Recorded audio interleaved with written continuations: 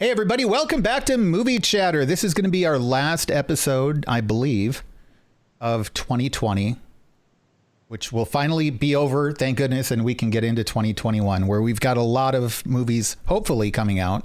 But today, Lou's pointing at me. No, I was just going to say, I saw a good meme today that said, "Who's ready for the 2020 season finale?" And I was like, oh, no. Oh, no. As long as it's not the series finale, we'll be okay.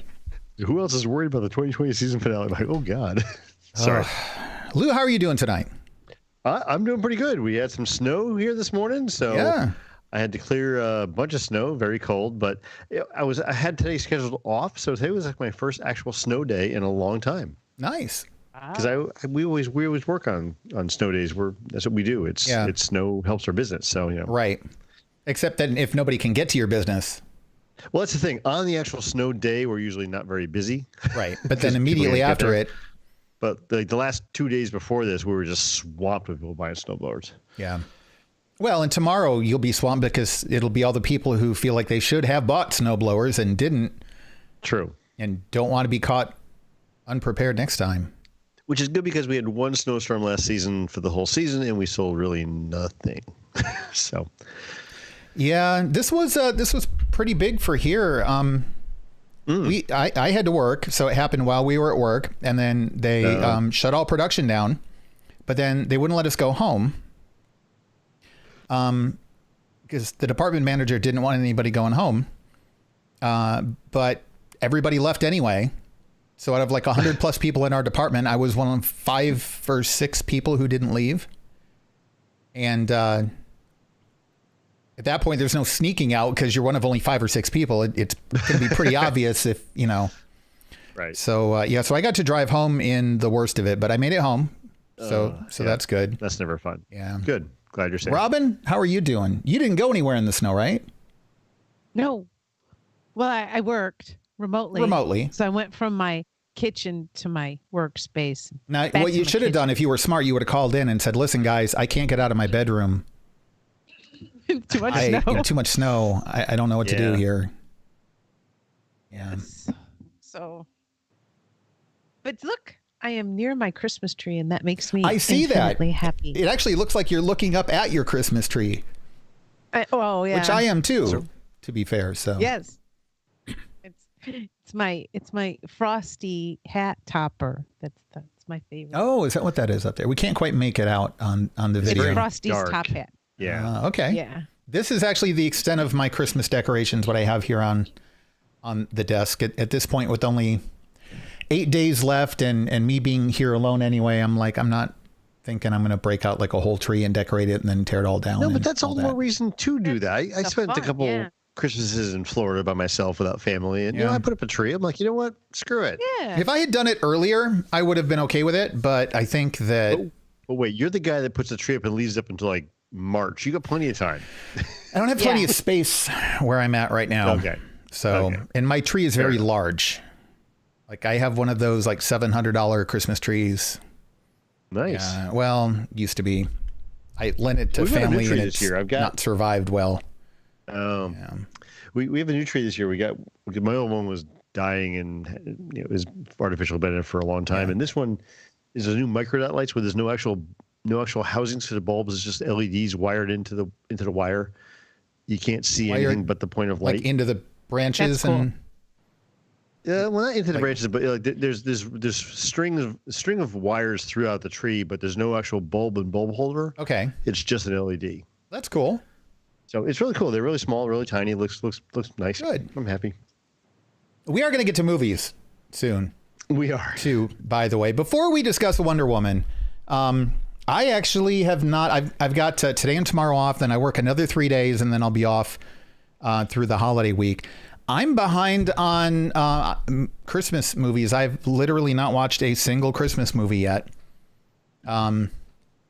And the 2 that I haven't seen, I take that back. I watched Office Christmas Party based on Tim's recommendation. And is that good? It was, it was exactly what it was trying to be. Yeah. So it was better than I expected. And then I still have to watch The Night Before, Last Christmas, mainly because it has Emilia Clarke in it. And then I've never seen Love Actually, and everybody says I have to watch it. Don't know if I'll get to that one or not. Yeah, I know Robin's over there throwing up a little bit in the back of her throat because it's like a rom-com sort of thing. But yeah. But what have you guys seen any Christmas movies before we get to the big feature here for the episode? Pick me. Okay, Robin, since you put your hand up. I was good at that in school too. Well, and inevitably you became, a dean of a college. So, My dog really, really wants to record with us tonight. Okay. I don't know why. I'm okay with dogs on the podcast. We just watched Klaus. In fact, I watched Klaus 2 times in one day. It was that good. 2 times in one day. Really? Yes. 2 times in one day. I'm trying to think of the last time I watched a movie twice in one day. I watched it while I was wrapping presents in the morning, and then I forced my hubby to watch it, and he loved it. It's an animated Santa Claus origin story that's just brilliantly done. Okay. Really good animation, and it's not from an animation house that I knew of at all. And then later that evening, we watched The Man Who Invented Christmas, the story of Charles Dickens and the writing of The Christmas Carol. Okay. Christmas Carol is one of my favorite holiday. And so trying to be objective about it, how was it? Fantastic. Yeah. There's nothing objective about that at all. I mean, you're really predisposed to like anything focusing on the making of A Christmas Carol because it is your favorite and it is obviously a classic with good reason. But it really, as Tim pointed out, it allows you entry into the mind of a writer during the writing process. So okay. That's what I say. It's really well done. Maybe I'll have to check that out. Lou, anything? No, really. I mean, I'm behind on Christmas movies like you are. I've been slacking. It's 2020. I was going to say, it's been a weird year. I haven't really been able to get into the spirit.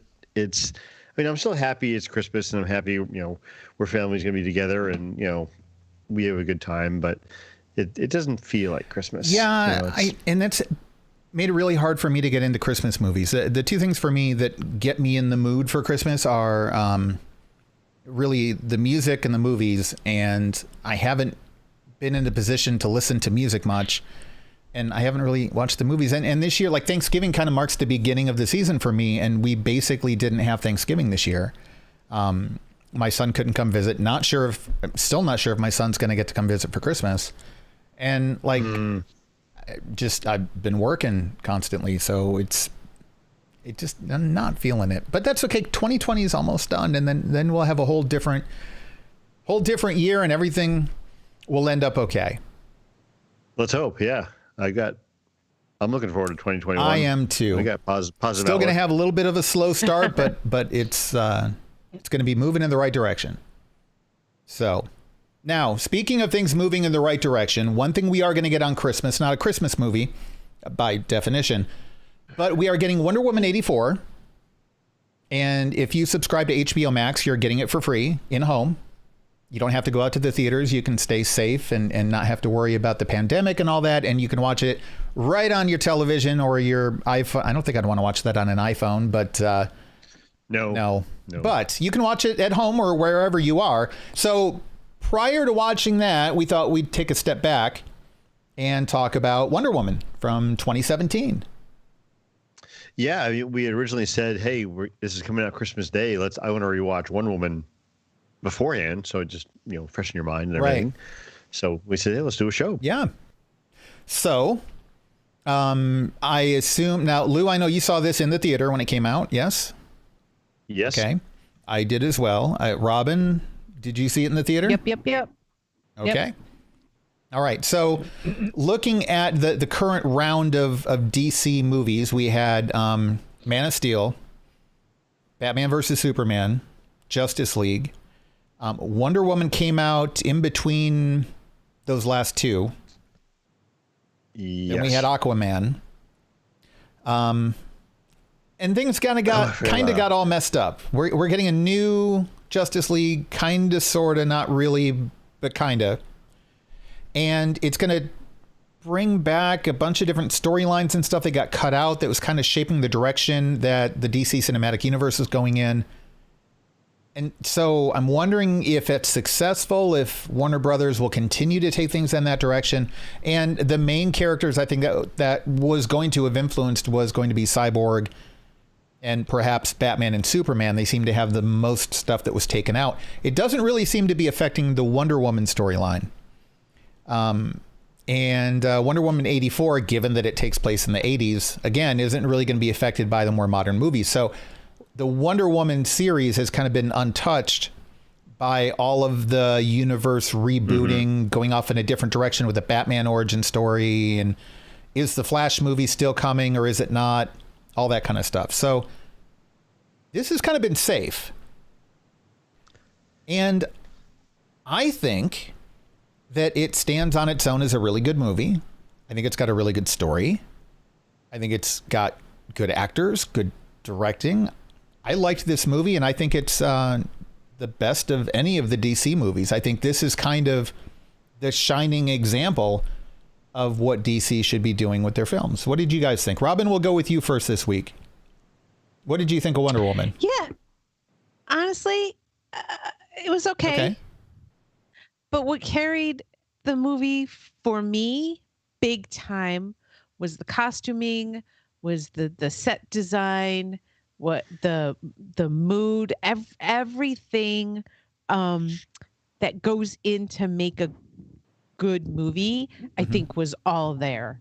I'm just I wasn't a fan of the storyline as much as I wanted to be. So I'm kind of looking to see what Wonder Woman 84 is going to bring me in that regard. But I could talk about the costuming all day long. I was sitting here staring at some of the photos of these great set designs and costume designs, and they're amazing. Yeah, they really are. And yeah, I mean, I will go on record saying that while I like superhero movies, I'm predisposed to not like period pieces and things set pretty much anything prior to the 80s when I kind of got into movies. So the whole World War II time period, not that much of a fan. And it was an obstacle for me in this movie to a certain extent. It wasn't as difficult for me as Captain America, the First Avenger in that regard. And I liked that movie too. Again, it was just a hurdle that I had to get past in order to enjoy the rest of the movie. Robin, you're not really into superhero movies that much either, though, right? It's just not your thing. I mean, they're okay. Yeah. I mean, and there are some that are, way better than others. But I love period pieces. I love war movies, which is, why I married so well. But I think that and The Empire Strikes Back. But I answered that question right. See, you got to answer the questions right. Yeah. But so I am very, very much predisposed to loving period pieces and stuff. And so this, but again, I think, it really glued everything together for me and made me like want to watch it again. Yeah. But I'm not going to watch it for the story. Okay. And that's fine. Not every movie has to be really about the story. Sometimes it's about the experience through other things, whether it's the costumes or the setting or the music or the characters, Lou, what did you think about it? When I first saw it in the theaters, like everyone else, I loved it. I mean, this movie got great reviews. Everybody seemed to love it. It seemed to be the movie that DC should follow for all their movies. That was kind of the chatter that was around when it came out. Watching it again recently was probably the second time I've seen it, maybe the third. I think I saw it on video when it first came on video, and then I watched it recently here, like a week ago. Looking at it with different eyes, I think this time, I kind of had an issue with the theme at the end, and we'll kind of wait till we talk about the ending and and spoil the ending at that point. But I'm wondering how much of the just love for this movie was because it was a female lead for the first time in a superhero movie, because it was a female director directing a female lead in a superhero movie. Right. And I'm wondering how much of a pass it got because of that. You know, and I'm not trying to say it wasn't great, because it was. I mean, Patti Jenkins did a great job directing. Gal Gadot, whatever you pronounce her name. It's actually Gadot. I went and checked last year. I went and checked with her in an interview and listened to her correct someone on the pronunciation at their request. Nice. Yeah, it's Gal Gadot. Okay, good. You know, it's just I don't know how much of the like for this movie is the political climate we're in with the attitudes towards women in roles in movies versus how good of a movie it was. And now beyond that, so since I watched this a week or so ago, I've rewatched Man of Steel. I just got finished rewatching Batman v Superman today. And I'm going to jump into Justice League pretty soon too. And I don't mind Man of Steel. I didn't mind Batman v Superman. I thought they were decent movies. Taking aside any liberties they took with the characters, because I was never a big DC comic fan. I never read the books as a kid. So to me, it's like the story you tell me is a story I'm going to watch and look at and be okay with. Right. I'm not judging it against what the original source material was. Okay. So before we go any further, I'm not a big DC fan either. I'm a massive Batman fan and anything tied to Batman. And I'm familiar with the various characters from the Justice League, but I never really dove as heavily into those comic books as I did a lot of the Marvel stuff. Right. But back to your point. So if I want to combine two of those points to present my perspective on it, both is this getting a pass because this is one of the first depictions of a female comic book hero that is not dependent on male superheroes or other situations with men's interaction in order to have agency or be successful. Combining that topic with comparing it to the other DC superhero movies. I liked Man of Steel. I'm not a Superman fan. I can't stand Superman at all. And I did not like, I think that movie had some pretty bad pacing issues. It felt really slow to me. However, it showed a flawed Superman. And Superman has always been completely invulnerable, without any weakness. They had to artificially create weaknesses into the character over the years because he was just too powerful. And there's a line in, I think it's Batman versus Superman, where Batman explains to him, you know, you've never known fear. And that's what makes Superman unrelatable to me. You know, speaking as a human, like I don't click with him. Whereas Batman doesn't have superpowers, and yet he's keeping up with all of these superheroes. So Batman always appealed to me more, plus the whole psychological depth of the character and all that. So if you look at Batman versus Superman, I feel like the story wasn't as strong. The characters were more comic booky. Justice League, it was fun, but it was messy fun. Like it was a fun mess. It really was a mess, and it really was fun. But Wonder Woman to me, and Aquaman was pretty good too, but I had a hard time caring about the characters in Aquaman. I cared about the characters here. I think the characters were well written. I think there was depth here that there wasn't in any of the DC movies other than Man of Steel.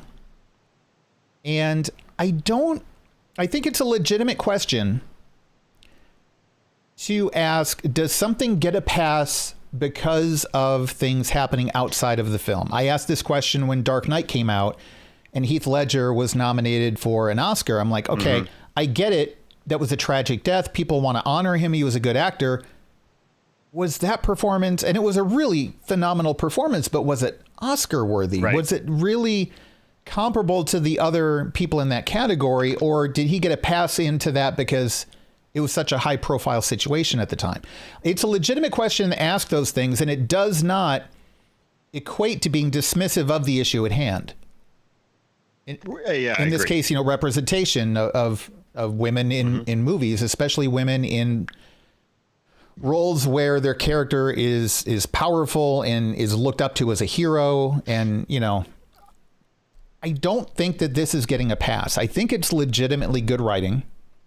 I think it's legitimately good character development. I think it holds up.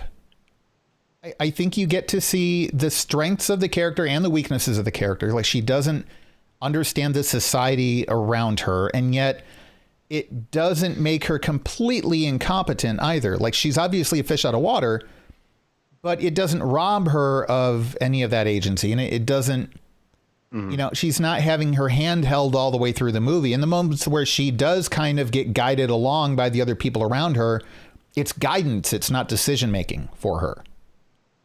They're not dragging her along. They're kind of nudging her, and she's still doing the moving forward. So to me, I appreciated that approach to the character. I didn't feel like the diversity issue was ever preachy. No, it didn't feel that way. Which is another thing that, often comes up as a point of contention about any sort of social, cultural representation issues in fiction. Does it fit the story, or is it a platform, a way to make a statement or something like that? And not that that's always bad either, but I didn't feel like this was a statement movie. I feel like this was just a legitimate telling about a character. And I liked it. I thought it was done well. So that's my take on it. So let's talk a little bit about, I don't know. Let's look at the directing really quick, because Patti Jenkins is kind of a big name at the moment. She has Wonder Woman 84 coming out in a few days now, and it was just announced she's going to be doing Rogue Squadron, a Star Wars movie that has been, a lot of us have been talking about wanting Rogue Squadron in some form for ages now. And a lot of people are really looking forward to that. I'm looking through IMDb here. I'm not seeing anything else that really stands out. A couple of TV episodes. She did Monster.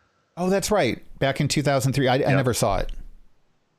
Oh, yeah, that's what I hear. That. Yeah, good movie. Yeah. So really, I think Monsters did that win an Academy Award? I want to say it did. But I don't think the film did. I think Charlize Theron won for Best Actress. Yeah. Yep. But so she doesn't have a. My Girlfriend. Yeah. Mrs. Robin.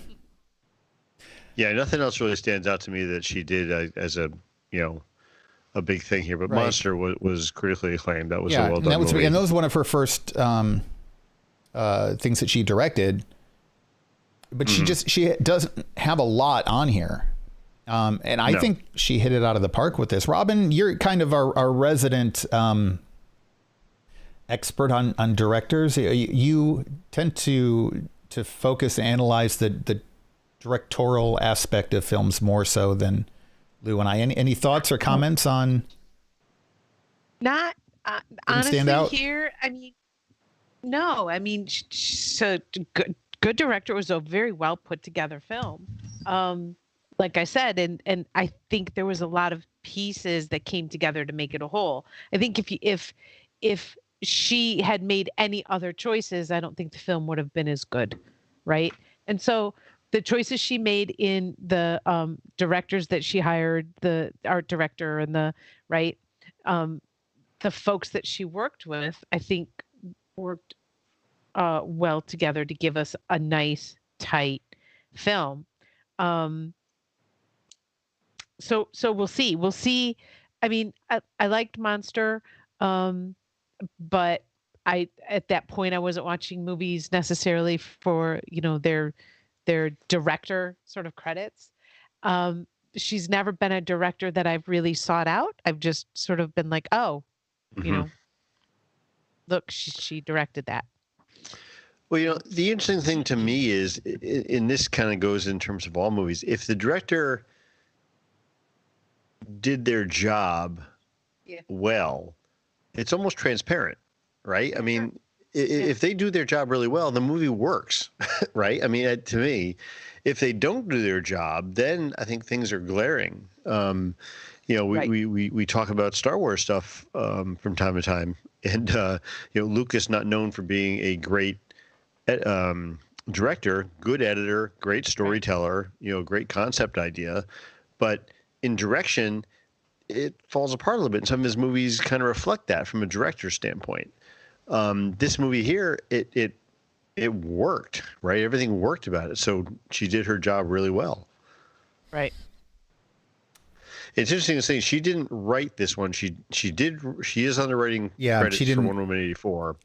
Yeah, she didn't write the first one. She wrote Monster. Mm-hmm. Right. So the two direction movies she's done, she wrote one, didn't write one, but this next one we'll see, Wonder Woman 84. She wrote and directed it. Right. So Gal Gadot also hasn't done a lot prior to this movie. She was in a few of the Fast and Furious movies. And it looks like that's about it prior to this movie.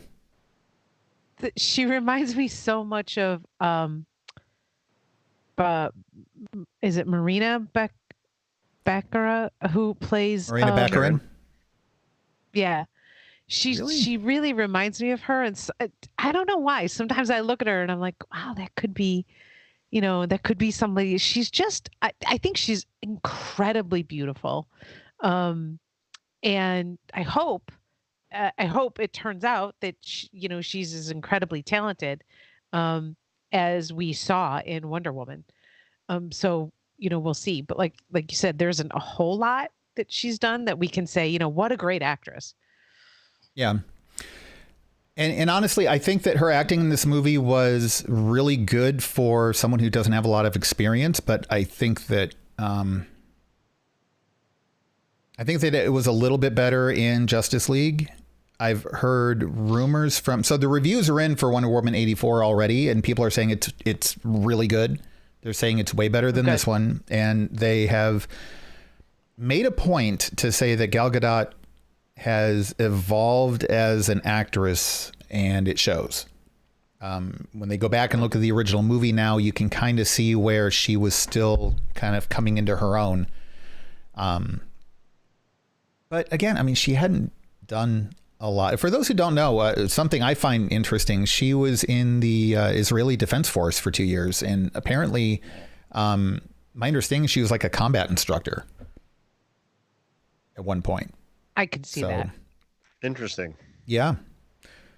I could see that.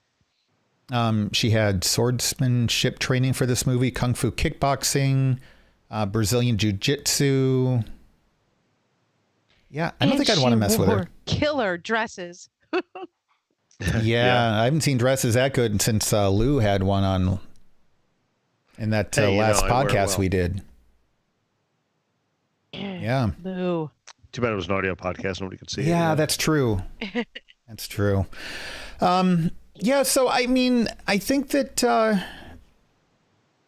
I don't know. It's hard to say whether she's a good actress or not. I think she did well in this role, and everybody's saying that she does even better in Wonder Woman 84, and I think that's great. But I think that she fit the Wonder Woman character. I mean, I'd rather watch her than Linda Carter. I mean, like this felt like a portrayal of what I would have wanted from a Wonder Woman from like the comic books and stuff.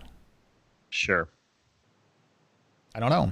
She did the action scenes well. She did. I mean, the drama and the character moments well. It proves that she put in the effort to make the action stuff work and everything else, because you have, even if you have a stunt double for the heavy stuff, you still have to portray the stuff that you're going to be seen in, right? Close-ups and so forth. So she's done her homework there. She's done a good job with that. And then even if she has little experience, I think you got to hand that to the director as well, too, because we said before, there are some actors that don't need a lot of direction. They can pull off anything without having a good director, behind them. There are some actors that need a good director. Right. And somebody like this who doesn't have a lot of experience needs a good director, I'm assuming, to make that work. I mean, that's a fair assumption. Anybody who's got a limited resume. Mm-hmm. I mean, it worked. Whether it was Gal Gadot or Patty Jenkins or the combination of the two, I thought it was good. Yep. Chris Pine as Steve Trevor. Yep. That worked for me too. Yep. I'll take that all day long. Sure. Well, does Robin have a Chris Pine thing? I don't know. Too? Charlize Theron. Oh, okay. We're still on the Charlize thing. Okay. Okay. And by the way, before we were opening up, you mentioned World War II. This was World War One. So true. I don't know. There was wars and there's shooting, and it was a long time ago. So that's in a galaxy far, far away. That's all I know. The Romans invaded some countries, and then the Vikings came and beat up the Nazis or something. I don't know. It's all. Yeah. He's going to be a professor of history in his next life. I am. Easy A class, let me tell you. Well on his way. It's going to be me in front of the class saying, okay, we're going to do a reversal here. The whole semester is you guys have to teach me about history, and let's see how well you do. And if they succeed, they get an A. I didn't know that. I think that would be a good way to George Washington first things president. Around. Yeah. Hey, I've seen Hamilton. I know American history and all the presidents. Okay. The Benjamin Franklin guy, Aaron Burr. He came after Hamilton, I think. And then I forget the other presidents. I think Lincoln's in there somewhere. I don't know. Anyway, not a history buff. So,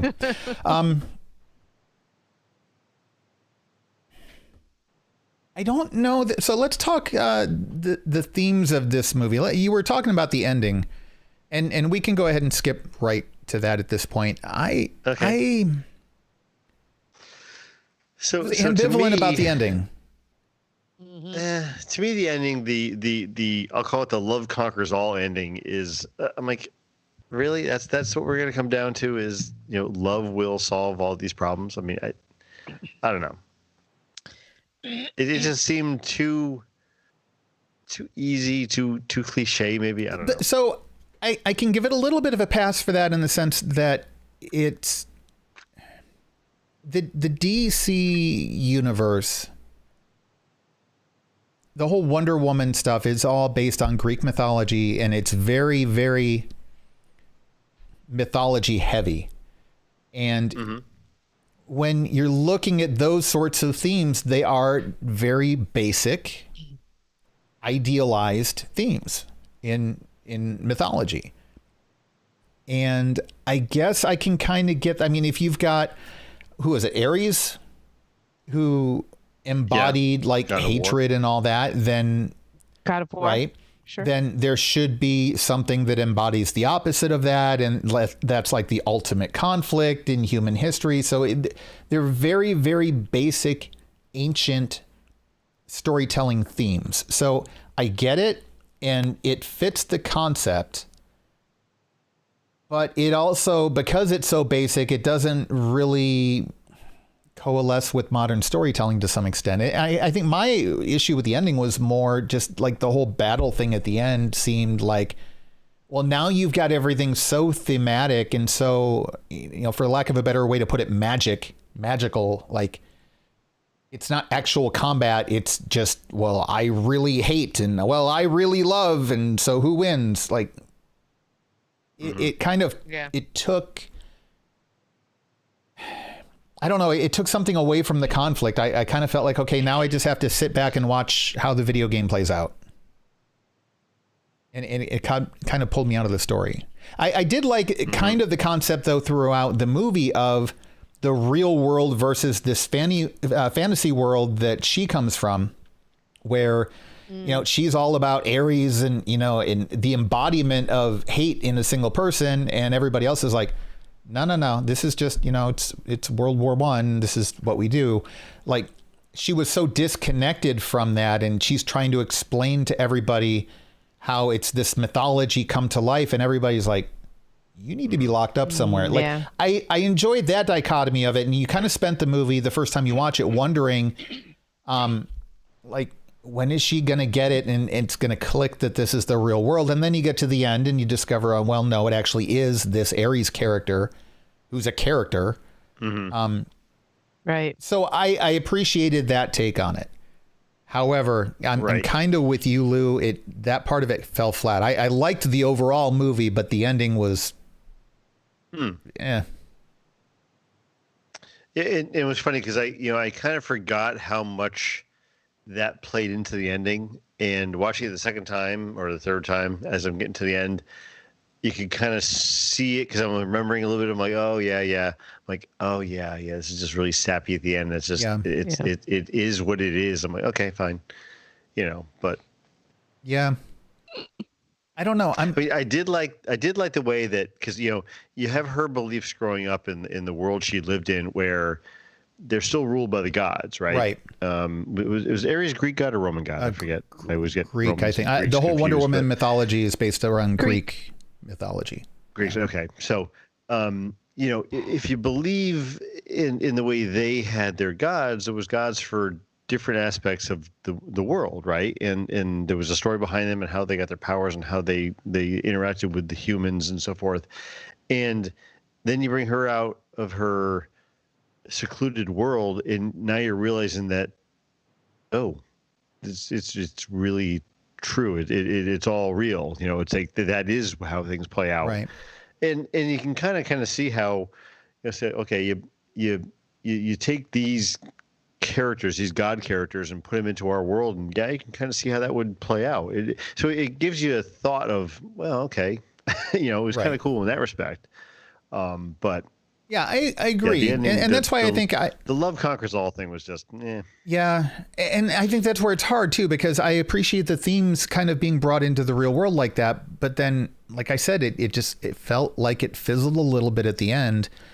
But then I kind of have to think, I have to wonder how Patti Jenkins is going to handle the second movie with her writing it, because as a director, when you get to the end of the movie, like that's what everything else in the movie is built upon. I kind of have to imagine that it's harder to make significant changes to how the movie ends, whereas it's easy to change little scenes along the way. So I'm curious as to which of the writers was responsible for the ending of the movie, because I like Lou. He's just like it's the love conquers all ending. Yeah, love sucks. No, it's not that. It's just, to me, it's like, okay, it just seemed too sappy. Yeah, or too easy of an. Yeah. You know what I mean? It just didn't seem like they thought it You guys know how out. I feel about that, right? Well, yeah, I do. Yeah, that's why do. you don't like a lot of the Christmas movies where that's a theme, like Elf and the Rankin and Bass, Rudolph the Red-Nosed Reindeer, probably. Look, I'm not Scrooge. Although I do like Scrooge. Scrooge is a good movie. Yes. That is the only movie I haven't seen yet. The only time that Robin's okay with love actually conquering all is in A Christmas Carol. And that's only because ghosts came and scared the crap out of the guy. Spirit. Like basically it's an hour and a half of a guy getting tortured almost to death, and then finally realizing, oh crap, I better get my stuff together or else I'm going to end up in hell. And then he's nice to people. Yeah. It's brotherly love, not romantic love. Right. That's the difference. I'm telling you. Mm-hmm. I got to watch Ref, though, this year. I still got to watch that. But anyways. You got to watch Yeah, I'm not watching that again. Yeah. Oh, come on. So, interesting going forward to this now. And I'm really looking forward to, Christmas Day when we can watch Wonder Woman 84. Yeah. It's just I'm wondering where they're going with this and what the next, because it's weird because you're having this set back in time. We know she's been through events after that, and this is going to take place before that, so those don't take effect. So this is its own little world in a bubble, really, because nothing that has happened already in cinematic movies with her is going to affect what's in I'm kind of happy about that, though, because frankly, again, Justice League was a mess. And I didn't hate that Yeah, movie. I haven't rewatched that yet, but it was kind of a all over the Yeah, place movie. and now we're going to get a new cut of it. And so whether that cut is better or worse, and regardless of where they go from here on out, the fact that her stuff kind of exists in a bubble is a good thing, right? Because it keeps it safe from all of those different forces impacting it. So I'm kind of grateful for that. I will say that a lot of the reviewers are saying don't go into it with kind of expectations set up from the trailers. That it's Really? it's which I think is fair for a lot of movies. Well, they released the first couple of minutes of the movie the other day, Like the didn't first they? 3 minutes or something. Did you guys see that? Yeah. Yeah. Which is basically just a flashback to when she was a kid. It was pretty interesting. Right. It starts off weird. It's like, okay, that's an interesting way to start. But my understanding is that it's still kind of dealing with themes. It won't be love this time, Robin, so don't worry. Thank God. Though, I mean, well, her love interest. yeah, is as you back. can see from the trailers, he's there. So why is that such a looking bad any- not thing? looking any People love older. each other and they're No. in relationships. That you're married, Robin. You're in a relationship. You love Tim. Yes. See, it's Yes. okay. I don't write movies about it, though. Honestly. But she's Just- romantically involved with a guy that wears a fanny pack. It was the No, 80s, Tim Lou. doesn't wear a fanny pack. I know you've got pictures of you in a mullet. I don't have a full on mullet. I'll tell you that. See, I was right. No, it's not a full on mullet. It's a partial mullet. I did have feathered hair. Yeah. Though. Well, That of was a look. course. I mean, That it was a the look. 80s. Everybody did. Oh, good Yeah. Lord. So, yes, Robin. People have relationships and love each other, and it's a rather dramatic part of life. And many My God, do we pieces have of to have a fiction movie about focus on that because Do we have to have a movie about it every year? every year there's a movie Every about it day. every month. I know. And there's not even new movies coming out right now, and there's a movie about it every month because it's part of life, Robin. There's this day in February, Robin, that is kind of all about that. Just I think, Lou, Hallmark I holiday. think this February, Robin's already laughing or crying, one of the two. Crying. We're going to have to talk, Lou. Oh God. You know what we should do? You know what we can have on as a guest for that episode and do a whole. Maybe we could do a series of shows on this. Romantic comedies. We can have Lizzie involved. We could focus She'll on the wipe the best floor of with me. best Oh of my the God. Hallmark Channel. We can pit Lizzie against Robin. This would be awesome. She is so sweet and wonderful. It like, Maybe No. it's And she'll take you because down. she will. has so much She'll love cut. in her life, Robin, from these movies that you avoid. Maybe through virtual osmosis. see, I have such a wonderful, wonderful, happy life and relationship that I get to watch the war movies and be like, yeah, like I don't, I don't have to take care of that other part of my life. Apparently, I need to beat somebody up though because I'm all into movies. Poor Tim. Oh boy. Poor Tim. Poor Tim. He's a good. Well, there will probably be some romantic interaction in the movie. I don't think it's a focus necessarily, Better not be. but I doubt it. I can imagine that the hate mail that Robin's already got queued up for Patti Jenkins. There'll be tweets sent by my husband. Oh my gosh. I'm looking forward to it. I'm excited. Especially this year because again, we're celebrating Christmas 2 days late if we celebrate it at all. And it'll depend on whether my son's coming down. So actually on the 25th, I'm going to be like sitting on the couch back there in my pajamas, like just flipping through Netflix to see what's on. And I'm glad that there's something to look forward to on Christmas Day, especially since we're not getting a Star Wars movie this Christmas too. So I think we kind of got spoiled on that for a while. I will watch Klaus, and I'll watch The Man Who Created Christmas. Very good. And I'll watch Last Christmas with Emilia Clarke, which is a love story. There you go. Robin. And when you want something a little bit different, the most recent season of The Expanse got released today, I believe. No, it wasn't today because I watched some of it yesterday. Okay. But yeah, it would. You time traveled back for that, right? Day or two. You subgenred back for yes. She admitted it. that. You heard it. She did. No. This is twice now she's said that. Yeah. I've got to check the website profile here. Let's see. RandomChatter.com. I'm kind of walking our audience through here because, there's important stuff there on the website. Click on the menu. So she's about us. Time travel subgenre aficionado. About the staff. Because Carrie said that the profiles went up there. Oh, wow. I need to change mine. I'm not even going to read what mine says. And it's right up there at the top. Let's see. Oh, Robin. There's a black and white silhouette. A very manly look there, Robin. That's perfectly acceptable. That's wonderful. Robin is our resident movie expert as she teaches film at a college and therefore knows stuff. I love this. This is awesome already. She claims she doesn't like horror movies. This, however, is a front to cover up how much she actually enjoys torturing Tim and, by extension, Eric. She also loves the subgenre of time travel movies. Yes, there is such a thing. She protests too much. I have to. And she should really be nicer to her co-hosts. Nice.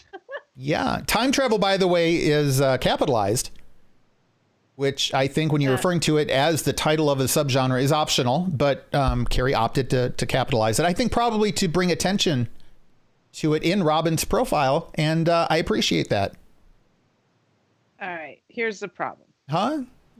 I have to correct. There's no problem. There's nothing to correct. I mean, you could put a nicer picture in there, I guess. Mm-hmm.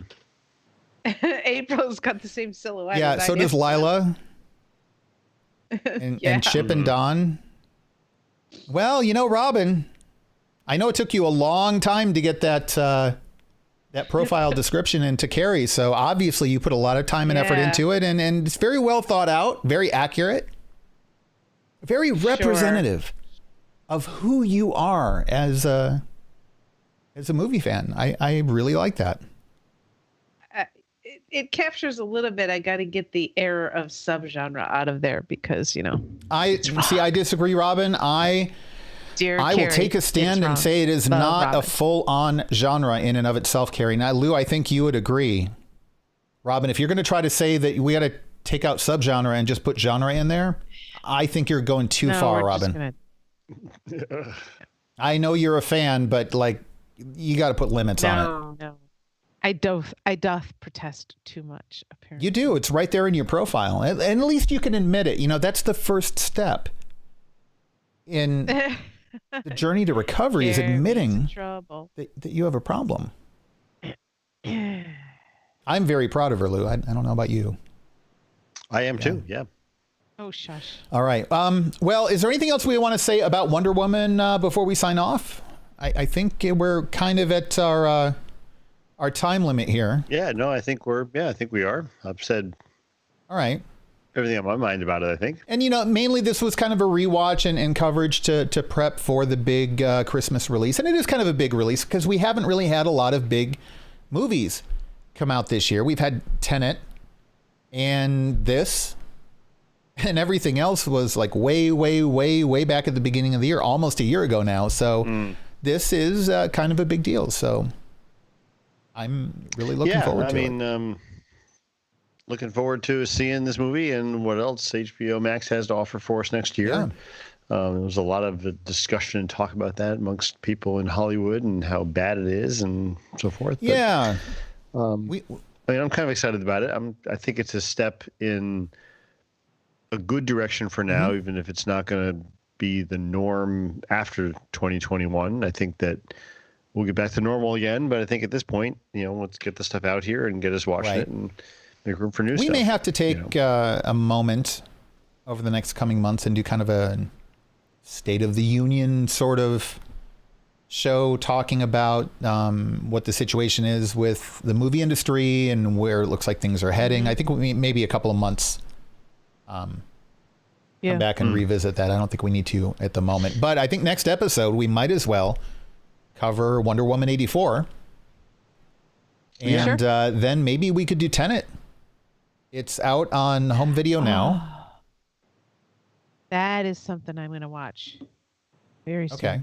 I would love to cover it. It's it makes your head hurt.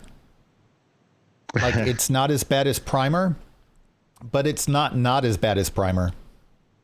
Really? Okay.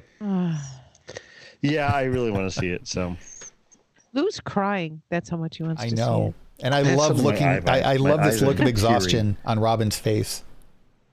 Oh, I am. I have had a week. So I'm looking forward to the end of the week tomorrow, and then I may or may not get out of bed all weekend. Yeah. Well, I do have to make cookies. Well, as one does on the weekend. I will be working this weekend, so. But all right. Well, before everybody starts yawning here, because it's about that time. Sorry. No, that's okay. We are going to go ahead and wrap up this episode. Once again, we're going to cover Wonder Woman 84, and we are going to cover Tenet. But that is going to be in 2021. So the next time we see everybody here on the podcast, to the best of my knowledge, it's going to be a new year. So we want to thank you for hanging out with us throughout 2020. I know it has been a crazy, crazy year. And to be doing a movie podcast in a year where there are almost no movies is unprecedented. It's been a challenge, but, you know, I think we got through it pretty well. And we're glad that you were here with us for that ride. And I know that 2021 is going to be a lot better. There's going to be a lot more stuff coming out, which is going to make things a lot nicer. So whatever you are celebrating this holiday season, I hope that you enjoy it and that it is merry and delightful and joyful.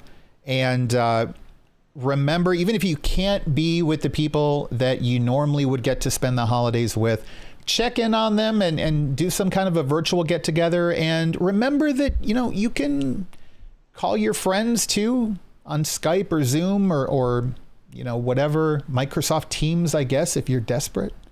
Ugh. Hey. Evil M. Hey.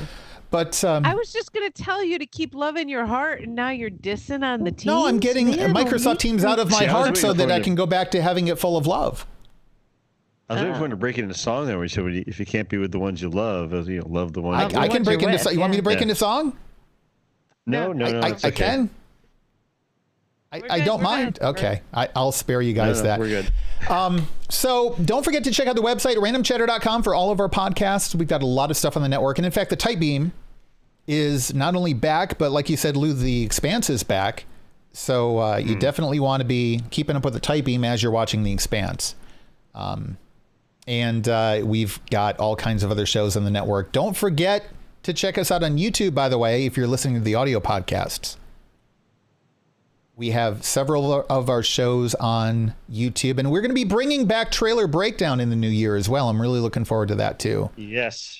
Very excited. I really miss doing that show. But if you go to randomchatter.com/YouTube, click the subscribe button, click the little button next to it that gives you notifications when new episodes come up. And don't forget to like the video. Go to randomchatter.com/Discord and join us in Discord. Especially over the holidays, you're probably going to be stuck at home anyway. You're going to want to hang out with as many people as you probably can, right? It's a great place to do it. There's a lot of discussions going on there. We will probably be doing some like voice chat hangouts and stuff over the holidays, and it'd be a great place to jump in and hang out with us live. So definitely check that out. And that is going to do it. So happy holidays, happy new year, and we will see you again in 2021.